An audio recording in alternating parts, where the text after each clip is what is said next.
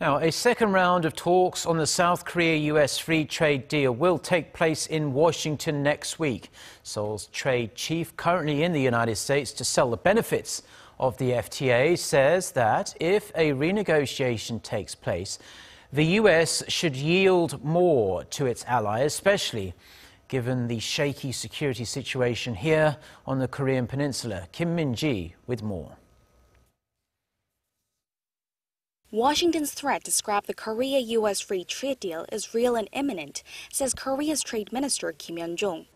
Speaking to reporters in Washington on Wednesday local time, Kim said that Seoul is looking at ways to contain such threat and preparing thoroughly for any possible renegotiation to the trade pact.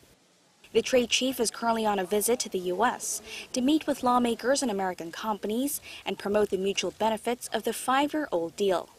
This comes ahead of a second meeting of a joint committee on amending it, set to take place October 4th.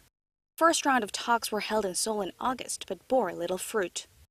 President Trump's call to pull out of the deal seems to be on the back burner for now on the heels of North Korea's 6th nuclear test, and as Washington needs close cooperation from Seoul in dealing with Pyongyang's provocations, pushing ahead on trade talks could deal a blow to their alliance.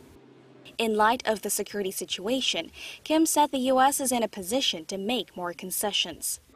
He said bilateral relations are important to both sides, but under such circumstances, the U.S. needs to yield more as an ally.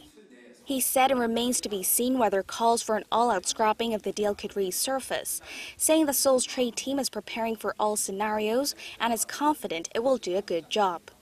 Trump has called the free trade deal a job killer, blaming it for America's growing trade deficit with Seoul and goods. However, Korea claims that the figure would have been much greater without the deal and has called for an assessment of the treaty's impact on both countries. The U.S. writes down a deficit of some $28 billion in goods trade with Seoul, but it posts a surplus of $10 billion in services. Kim Hyun-chong, Arirang News.